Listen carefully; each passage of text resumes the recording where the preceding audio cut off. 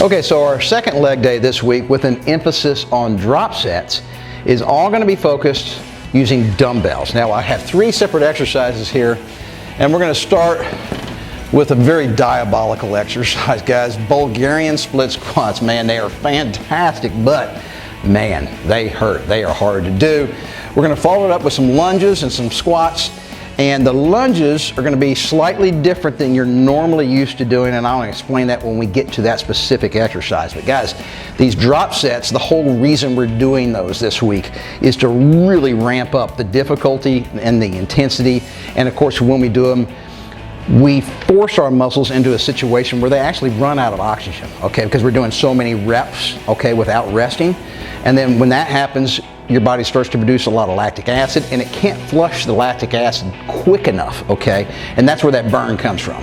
And then of course, that all sends signals to our brain to ramp up production of all these really good hormones that us older guys need far more than those young guys in their 20s. So every trick in the book is what it takes when you're my age. Bulgarian split squats are something all you guys need to work into your leg routines on a regular basis.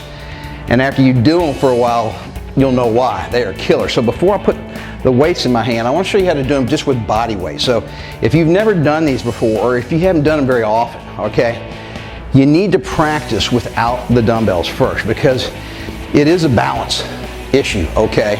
And you got to kind of learn to get that mind-muscle connection going, because the balance will really throw you off, and because your feet are so close together, it's easy to go sideways. So I like to start with my calves touching the bench or the coffee table or the chair, okay, whatever. You need something sturdy back here, and take one relatively long step, okay? I don't want you taking just a little baby step. And the reason is, when we step out here, we're gonna put our back foot up on the bench, and you can put your toe like this, or you can decide to put it down like that. It's up to you. All right, so when you take a long step and you go down, see how my knee is behind my toe? All right. Now, if I had happened to take a small step, all right, and then go down, my knee goes out over the front of my toe here, okay? And we're trying to avoid that. That just puts unnecessary stress on your knee joint, and we're trying to avoid injury here. So take this kind of a nice long step, foot back. Now the other thing is, I don't want you to get your feet too close to in line with one another, because you have no side to side bounce. So you need to put your back foot off to the side, okay? And then just practice doing this a little bit with your body weight, okay?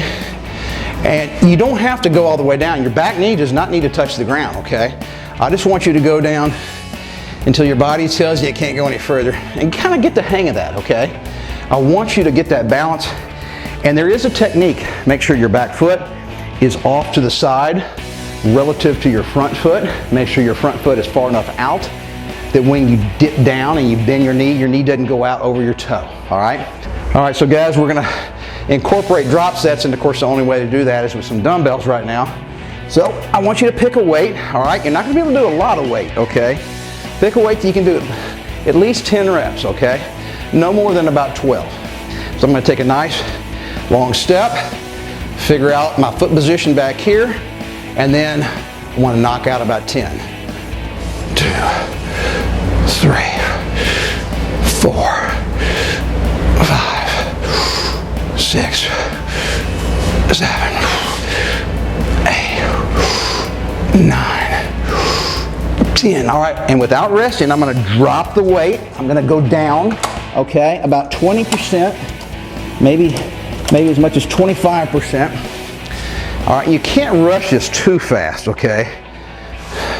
1, 2, 3, 4, 5, 6. Starting to burn, guys. I can feel it. I'm gonna drop the weight one more time. Step, position, 1, 2, 3, 4, 5. Ooh, ow. All right, guys. I didn't use a lot of weight there, and I'm really feeling the burn, okay? That's what we're going for. No pain, no gain. That phrase really comes into play when we're doing drop sets, supersets, giant sets, really high rep sets. When we're just doing regular normal 10 reps and then resting for a minute, there's not a lot of pain involved in that. Maybe the next day when you're sore, but not during the workout. So drop sets crank up the intensity so much that you will feel the pain just because of the lactic acid, which is nothing more than a waste product produced by your muscle fibers when you do a lot of reps under a lot of intensity or a lot of load. So I've done one leg. I don't want you going over to the left leg now real quick. I want you to catch your breath, because if you get over and do the other side without fully recovering, that means you're going to be gassed and you won't be able to put as much effort into it, and hence you're going to get an imbalance. All right, so make sure you rest long enough from side to side that the second side, in this case my left leg, will get hit just as hard with just as much intensity as my right leg. Now we're going to do lunges with dumbbells, and we're going to do them just like any other exercise where we're working our legs or our arms side to side or independently. So sometime when we're just doing like regular lunges, we would do alternating. We do right leg lunge, left leg, right leg, you know, back and forth, back and forth, back and forth. So because we're doing drop sets, okay, we got to completely change that up. We cannot do that method, okay? So I'm going to focus just on one leg. So we're going to hit the same leg over and over and over again for 10 to 12 reps.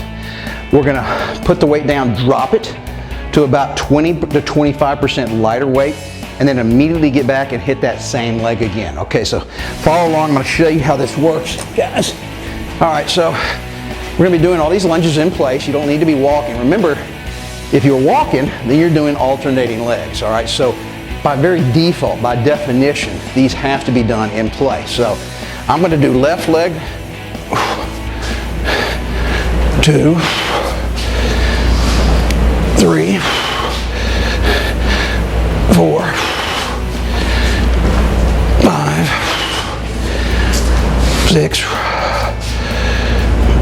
7, 8, 9,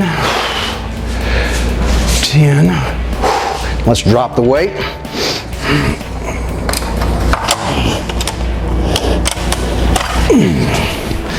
See, it's taking only about 6 or 7 seconds. 1, same leg, 2, 3, 4, 5. Let's drop the weight one more time.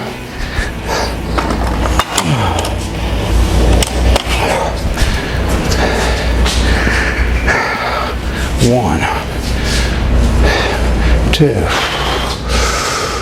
3, 4, 5. Okay. Now real quick, guys, I noticed that I didn't use enough weight to start off with, okay? So there's going to take a little experimentation.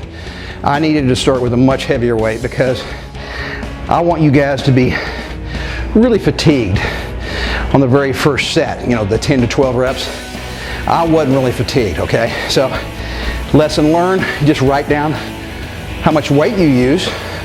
With lunges, you won't have to guess next week when you do this. So guys, the other thing is, I want you to pay attention to my form. Some people think that your back knee has to go all the way to the ground for it to be considered a good set or a good rep or a good range of motion. So when I go down, all right, my rear knee comes 2 to 3 inches from the ground. So when my back knee is 2 to 3 inches of the ground, look at the angle here between my thigh and shin. See how that's 90 degrees? That's a full range of motion, guys. And you can go all the way down if you want, but I don't think anything past 90 degrees here is necessary. And the same theory holds true when you're doing squats. A lot of these young guys like to talk about ass to the grass when they're doing squats, and they go all the way, I can't even do it with no weight. You don't have to go that far. So when you're doing a squat, and we'll get to this in just a second, when you go here, My ass is not all the way to the ground. My thigh is not parallel with the ground like some people think you have to be. But look at the angle between here and here. That's 90 degrees. That's a full range of motion, guys. Now that is not 90 degrees. That's 90 degrees. So I want you guys to listen to your body, of course. Some people are not nearly as flexible. Some people can go about 3/4 of the way down, and then all of a sudden their knees or their back starts to hurt. That's a perfect place to stop. Stop right before the pain starts, okay? Anyway, lunges, I want you to recuperate after doing one side before you move to the other side. Otherwise, you won't be able to put as much effort into the second leg. Dumbbell squats are a great way to hit basically every muscle group in your lower body, and you will quickly find you're going to get a lot of muscles in your upper body, and because of that you're going to be really out of breath, okay? It's not just an isolation exercise. This is a very big compound movement with tons of different muscles, lots of different joints working at the same time. Now I'm going to show you guys how to do the form first before I pick up the dumbbells, and I want to explain some differences here. So first of all, a typical squat position with a barbell on your back. I would want you to take a relatively wide stance with your toes pointing out slightly, okay? This gives you a really good base, and it allows your knees and everything to kind of go in a natural direction when you squat down. Your knees just want to go out like this, okay? They're going to follow where your toes are.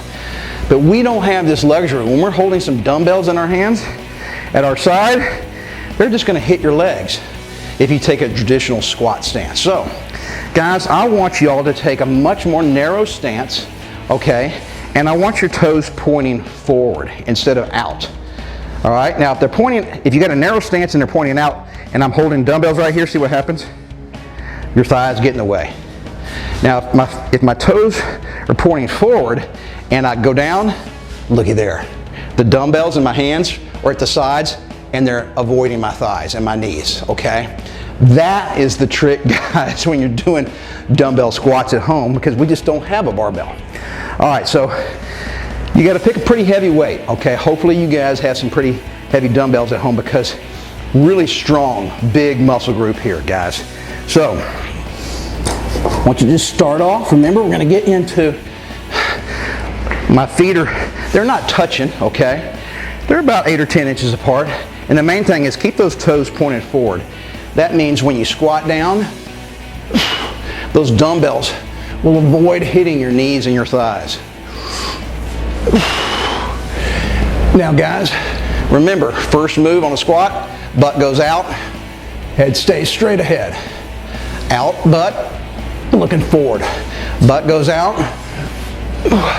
If you just stick your butt out and keep your back in what feels like an arched position, that'll really take a lot of stress off your lower back and prevent you from getting injured.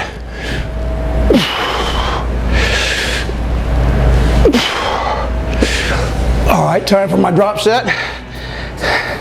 I'm going to drop about 20 to 25% of the weight. Not weight, percent. All right, feet together, toes forward.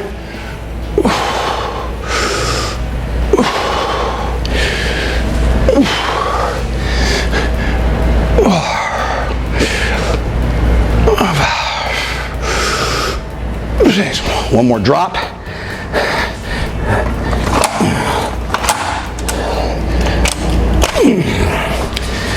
Whew.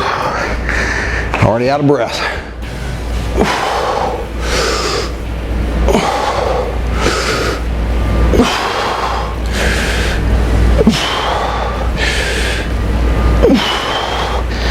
All right, so, wow. Not only am I out of breath, I'm feeling a burn in my shoulders, my forearms, because I'm having to grip those dumbbells for a long time. That's a lot of reps, adds up, okay?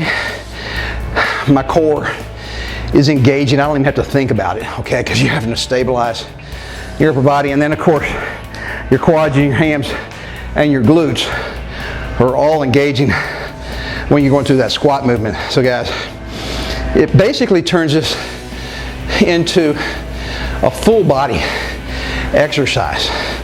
We're building muscle, but because we're using so many for so many reps for such a long period of time, one set takes a pretty long time, you might notice, that it turns it into almost of a HIIT workout, a high intensity interval training. Almost, not quite.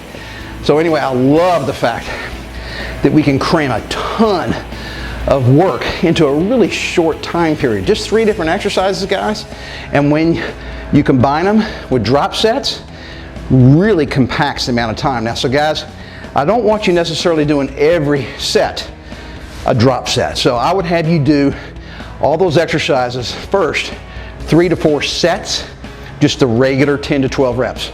Rest a minute, do it again. It's just the last set that I want you doing a drop set on.